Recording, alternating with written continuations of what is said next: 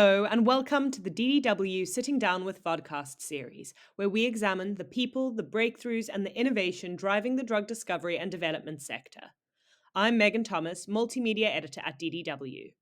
Drug Discovery World is the multi platform global voice for the drug discovery and development community.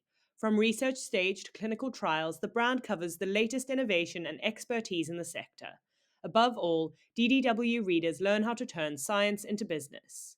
Today's guest is Philipp Baaske, co founder and executive chairman of NanoTemper, and we'll be discussing the evolution of biophysical characterization techniques to handle complex biologics, emphasizing the need for multiplexing optical methods. But first, a bit about Dr. Baaske. Dr. Baaske is a global leader in biophysical tools for drug discovery. A scientist turned entrepreneur, he built NanoTemper from a university spin off into a profitable, founder owned company. Passionate about innovation, he now supports startups as a business angel and thought leader. Thanks for joining me today, Philip. The first question I have for you is, as drug discovery moves beyond traditional small molecules to complex biologics and molecular glues, how do biophysical characterization techniques need to evolve to keep pace with these new modalities? I think you mentioned the complexity, and if we just try to get an image of it, I think we all know aspirin, especially if we have a headache after a party. Let's see, aspirin as being a chemical drug has a complexity of a bike. When we now move on to an antibody, if aspirin has the complexity of a bike, an antibody has the complexity of an airplane, a big one. So it's a huge difference. But the problem is it's still invisible. Even under microscope, you can't see an antibody. So how can we handle this complexity? It has a certain size, it has a 3D structure, a 2D structure. And how can biophysical methods handle it? So our answer is, or my answer is, we have to combine different biophysical methods. We call it MAM, like mother, multiplexing optical methods. It's about combining, for example, a method to measure the structure, a method to measure the size, a method to measure the mass, a measure to measure aggregation into one single device to handle this complexity. So the idea is to give you the full picture of your sample with one shot by combining different biophysical methods. And this will be the key for the next decade, I would say. Thanks for that answer, Philip. The next question I have for you is, what are the biggest challenges researchers face in this sector? The biggest challenges are political madness and lack of funding. The researchers, I know, they can handle everything if we just give them the resources. And it's really mad in the moment that we spend so much money developing weapons to kill people and not on science to cure diseases. And I think we have to change this. There are so many bright minds out there. I've really experienced so many scientific heroes working day and night to cure cancer because they have a drive, and we waste money on developing weapons. So if we just invest more resources, I think it will be possible to find new medicines faster and also reduce the costs of the drugs, of the therapies, so that not only the Western world can afford it, but our whole global population. So let's move away from this madness and keep on investing in science. It will really pay off. Thanks for that answer, Philip. So, some priorities to get in order. Do you see AI augmenting or replacing traditional experimental approaches in biophysical analysis? For me, AI and biophysical methods is a love story. So I have this big dream of let's call it a lab in the loop. You use biophysical methods to generate the data. With this data, you train the AI. With the AI, you predict and design the proteins, and then you measure them again, and then you improve. And you do this in a loop. And the machine just goes on until you reach your final stage. So I think we will see really great things happening. So this will open up a new world for us. And I also think the pharmaceutical companies, they will understand that if they want to use AI, they have to own the training sets for the AI. And the best thing for a training set for an AI is having biophysical data because it's real physical numbers which really describes the world. And this is the best for monitoring and the best for modeling. And if you have the strongest training set, you will be first on the market. You will get the best drug. And I think we will see a golden age of biophysics coming. Some more great insight. Thanks, Philip. What strategies or technologies are proving most effective in tackling the persistent challenges of identifying and mitigating aggregation early? What we see is that more and more people look at aggregation very early. And the thing is, in the moment, we are in a state where we just detect aggregates. We detect aggregation, and that's it. But we have to move beyond it. We have to understand, why is this aggregation happening?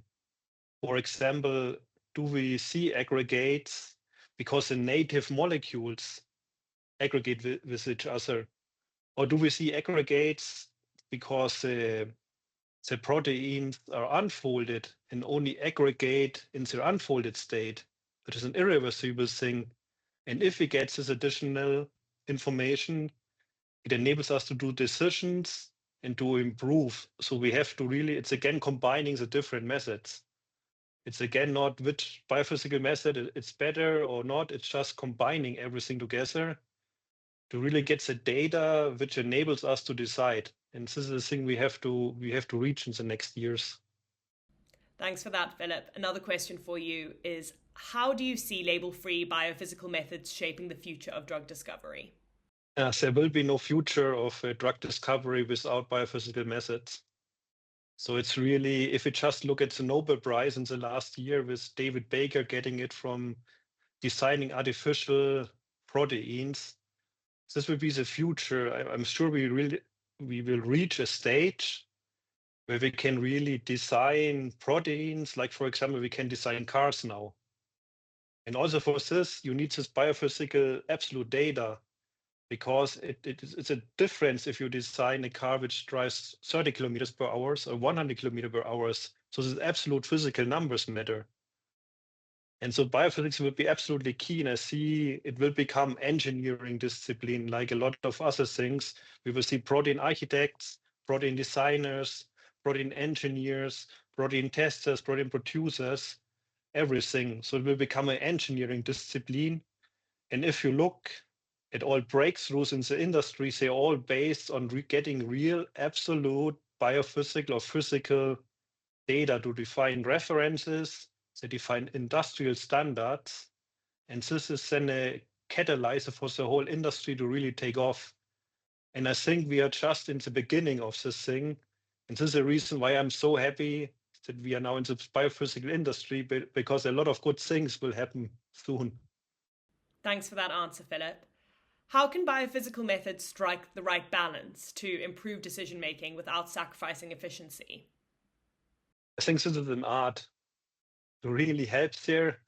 I haven't found a good answer yet. It's just we measure a lot of data, and it's often we measure the data now faster than you can analyze it or understand it. It's just a huge data lake of data, but what to do with it? So the interpretation lacks. How do we combine it to really get the full picture, the full relevant picture of our protein to do the next decision?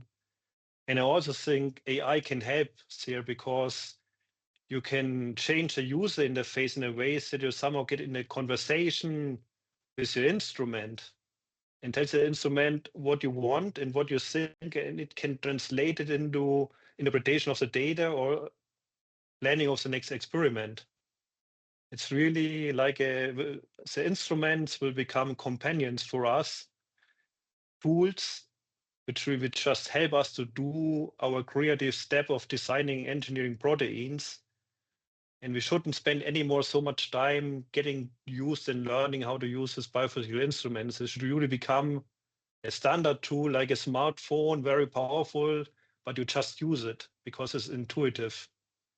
And we invest really strongly in this user interfaces like voice control, chatbots and the like to really come into this conversational style to foster the creativity and understanding of our users.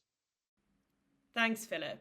Drawing on your experience, what gaps in drug discovery research inspired you to co found NanoTemper, and how has this approach evolved to meet industry needs? When we founded NanoTemper in 2008, there was not really a good biophysical method which could measure small molecules. Most methods have been dependent on mass or size, so small molecules or even fragments was quite tough. And the good thing with our first method was we are completely mass and size independent. If it's a small molecules or even just 100 Dalton, or if it's a 230 or even 1 megadalton big protein, we can measure it equally good. The thing is though, but my real motivation to come into biophysics was a very private one because my mother was diagnosed breast cancer in 2006, a severe form of breast cancer, and her life was saved by had-team trastuzumab, this antibody from Roche, which is one of the first biotech drugs. And this brought me into biotech because my whole family suffers from cancer. So my grandma, my uncle died from cancer. My mother had it. I have a high probability to also get it, but I don't want to be a victim of the fate. So I thought, what can I do? Can I develop an own drug? Well, we all know developing a drug is a once in a lifetime thing if you're lucky. And having studied biophysics, it's even more hard, I would say. And then when we discovered this biophysical method for drug discovery, I just realized it's a big leverage.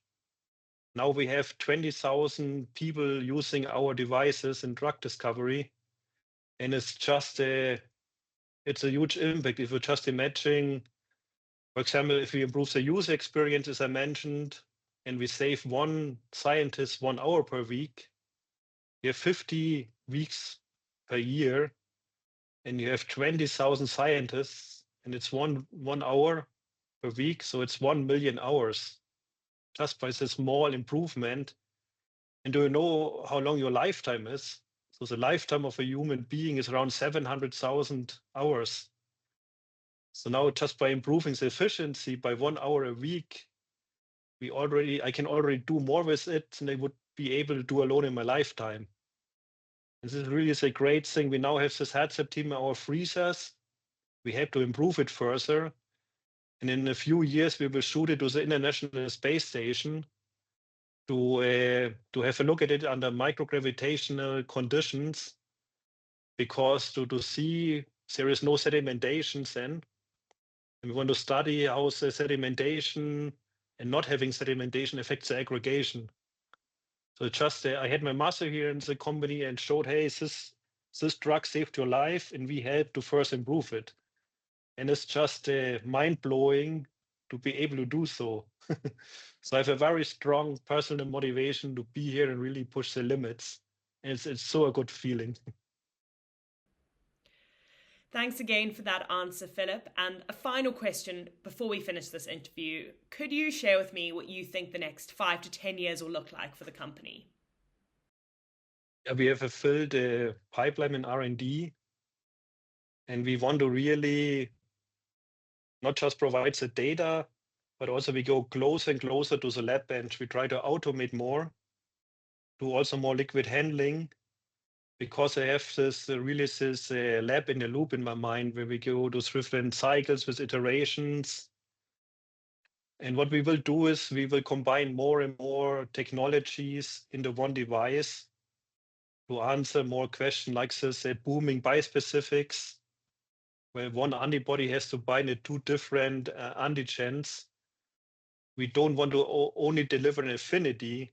We also want to deliver size information. So you can see, okay, if the size is doubled or tripled, you know it's binding to one or to two antigens. And from this, you can also get the stoichiometry.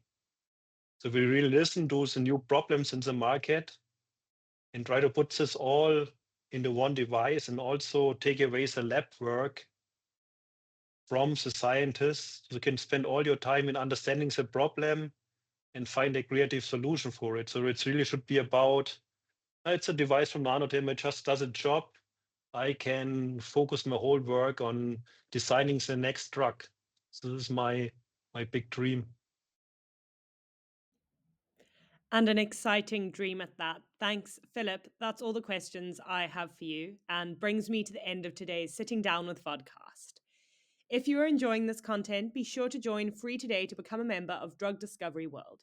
Membership includes full access to the website, including free news and exclusive content, a weekly e-newsletter, podcasts, vodcasts, white papers, ebooks, and information from trusted third parties. Thanks for listening.